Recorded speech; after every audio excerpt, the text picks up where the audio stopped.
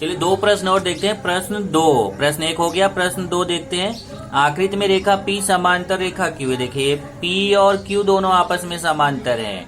ध्यान रखना है ये आकृति अब की बार उल्टी है, क्योंकि ये P समांतर, जो अभी तक ये जो ऐसे रेखा रहती थी वो समांतर होती, जबकि बार ये A वाली दोनों रेखाएं समांतर है। और ये देखिए L जो है तिर्यक रेखा है, M भी तिर्यक रेखा है। कैसे पता चल रहा है तिर्यक रेखा है? देखिए ये दोनों अगर आप आगे बढ़ाओगे जाके मिल जाएंगे, समांतर नहीं है ये दोनों, समांतर, इनको कभी भी आगे बढ़ाओगे नहीं मिलेंगी।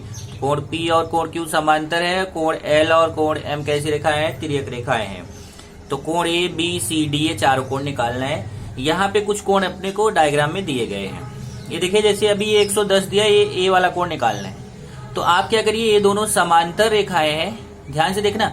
अगर आप भूल से ये दोनों समांतर रेखा लिए तो आपका उत्तर गलत हुआ। ये ध्यान से क्वेश्चन पढ़ के चलिए कि ये दोनों समांतर रेखाएं हैं और ये तिर्यक रेखा है। तो अभी तिर्यक रेखा के देखिए ये इधर आप देखिए ये रेखा के इस तरफ ये 2 कोण बन रहे हैं। दोनों कोण कैसे कोण है? रेखा के एक ही तरफ जब 2 कोण बनते हैं तो दोनों कोणों को रेखीय युगल कोण बोलते हैं। रेखीय युगल कोणों का योगफल 180 अंश होता है। कोण A और 110 मिला के कितना हो जाएगा? 180 अंश। इधर देखिए कोण A प्लस कोण 110 बराबर 180। देखिए ये दोनों कोण कैसे कोण है? रेखीय युगल कोण। कैसे पता चलेगा? रेखा के एक ही तरफ जब 2 कोण बनते हैं तो उनको रेखीय युगल कोण बोलते हैं। A और 110 मिला के 180 रेखीय युगल कोण। 110 का उधर पक्षांतर करेंगे माइनस हो जाएगा, 180 में 110 घटाएंगे तो 70 आएगा। इस तरीके से कोण A का मान हमें पता चल गया 70। अब देखिए B का हमें निकालना है। तो यहाँ से देखिए ये दोनों समांतर रेखाएं हैं, ये तिर्यक रेखा है। इधर देखिए बाहर की तरफ कोण बन रहा है, इधर भी ये बाहर की तरफ, और दोनों क्रॉस में है। देखिए बाहर की तरफ इधर है, ये बाहर की तरफ भी। A और B बाह्य एकांतर कोण है। ध्यान से देखिए ये दोनों समांतर रेखाएं हैं और A तिर्यक रेखा है। तो A और B दोनों कैसे कोण है? बाह्य एकांतर कोण। जब देखिए कोण B और A दोनों सर्वांगसम होंगे, क्योंकि बाह्य एकांतर कोण है। तो कोण B जो है A के सर्वांगसम होगा, बाह्य एकांतर कोण। तो A का मान जब 70 है तो B का मान भी 70 आ जाएगा। देख लीजिए B सर्वांगसम A के है, तो B का मान हमें पता नहीं है तो उसको ऐसे लिखेंगे। A का मान पता है 70, तो A की जगह 70 रख देंगे तो B का मान भी 70 हो जाएगा, बाह्य एकांतर कोण। अब आते हैं C के लिए। अब ये दोनों समांतर रेखा है, ये देखिए तिर्यक रेखा है। जिस दिशा में कोण C है उसी दिशा में 115 है। इधर देखिए ये दोनों समांतर रेखाएं हैं और ये तिर्यक रेखा है। तो जिस दिशा में कोण C है उसी दिशा में 115 है। तो कोण C और 115 दोनों संगत कोण है। तो C का मान कितना हो जाएगा? 115। क्यों? संगत कोण। इधर देखिए कोण C का मान 115, संगत कोण। तब आते हैं D के लिए। ये देखिए D और 115 ये दोनों एक रेखा की एक ही तरफ ये दोनों कोण बन रहे हैं। तो ये दोनों कोण कैसे कोण है? रेखीय युगल कोण है। रेखीय युगल कोणों का योगफल कितना होता है? 180 अंश। तो D में 115 जोड़ेंगे तो 180 होगा। यहाँ देखिए कोण D में 115 जोड़ेंगे 180। क्यों? क्योंकि D और 115 दोनों कैसे कोण है? रेखीय युगल कोण है। तो जोड़ के 180 अंश रेखीय युगल कोण। 115 का उधर पक्षांतर करेंगे, प्लस है, उधर जाके माइनस हो जाएगा। 180 में 115 घटाएंगे तो कितना आ जाएगा? 65 अंश। कोण D का मान मिल गया 65 अंश। इस तरीके से A B C D चारों कोण मिल गए। यहाँ देखिए A का मान कितना मिला? 70। यहाँ से A का मान 70 लिख दिया उत्तर में, D का मान 70 लिख दिया, C का मान 115 लिख दिया, D का मान 65 लिख दिया। अब हमें तीसरा क्वेश्चन करना है। आकृति में रेखा L समांतर है रेखा M के। देखिए अभी ये L और M समांतर है। देखिए आकृति में रेखा L जो है M के समांतर है। ये दोनों रेखाएं आपस में समांतर है और रेखा N रेखा P के समांतर है। रेखा N जो है वो रेखा P के समांतर है। तो अभी इसमें दोनों रेखाएं समांतर। इसमें कैसा था कि केवल ये दोनों रेखाएं समांतर थी, पर ये दोनों रेखाएं समांतर नहीं थी।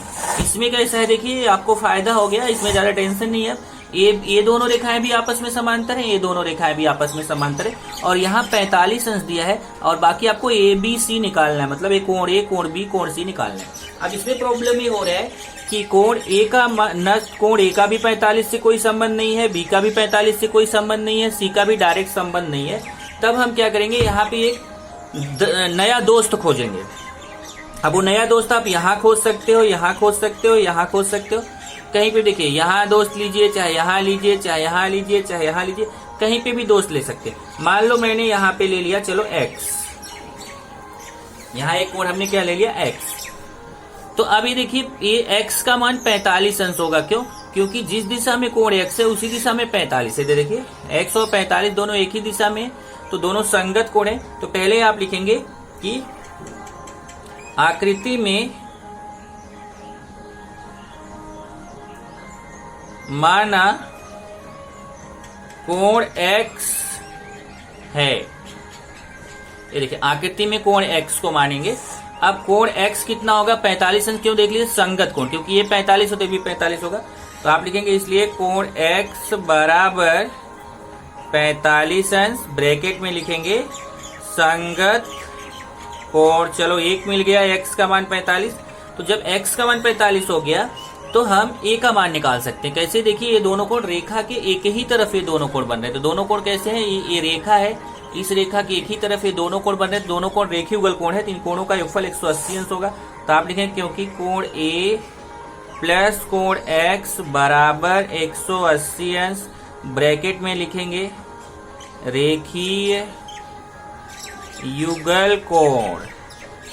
ठीक है, अब x का मान 45 है तो x देखिए कोण x का मान 45 है तो कोण x की जगह 45 रख दिए। a का मान मालूम नहीं है, x की जगह 45 बराबर 180 अंश। अब 45 का उधर पक्षांतर करिए तो प्लस 45 उधर जाके माइनस हो जाएगा, ये देखिए माइनस 45 हो जाएगा।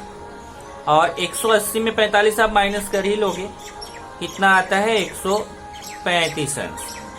ये देखिए एक मान आपको मिल गया a का। अब b का आप इजीली बता सकते हैं, यहां से देखिए जब a का मान पता है तो b का पता कर सकते हैं। कैसे कोण है दोनों, a जब 45 है तो b कितना होगा 45। कैसे कोण है, शीर्षाभिमुख कोण। जब दो रेखा एक दूसरे को प्रतिच्छेदित करते हैं तो आमने सामने के कोणों को शीर्षाभिमुख कोण कहते हैं।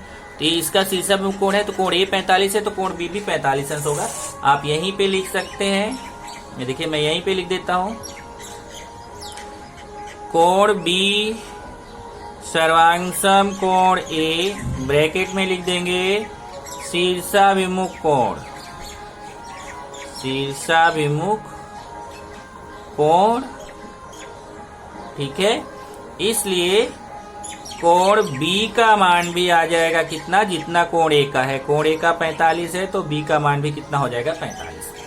अब यहां से देखिए कोण c का मान जो है वह कोण a के मान के बराबर होगा। क्यों, ये दोनों कोण कैसे हैं, एक आंतर कोण है। ऐसे यहां से भी ले सकते हैं, कोण c कोण b के मान के बराबर होगा। ये दोनों कैसे कोण है, संगत कोण है। तो आप c को b से भी निकाल सकते हो, c को a से भी निकाल सकते हो। चलो c को b से लिखते हैं। एक अपने को b पता चल गया अभी 45, तब लिखोगे क्योंकि कोण c सर्वांगसम है कोण b के, ब्रैकेट में क्या लिखेंगे कोण c सर्वांगसम कोण b के। कारण क्या है, देखिए सी बी कैसे कोण है, संगत कोण है। और अगर आप ये लिखते कि कोण सी सर्वांगसम कोण है तब आपको लिखना पड़ता अंतः एकांतर कोण। यहाँ पे आप लिखेंगे संगत कोण। तो कोण बी का मान 45 है तो देखिए कोण बी का मान 45 है, बी की जगह 45 रख दो तो कोण सी का मान भी हो जाएगा 45। इस तरीके से आपको उत्तर आ जाएगा। कोण ए का मान कितना 135, कोण बी का मान कितना 45 और कोण सी का मान भी कितना 45।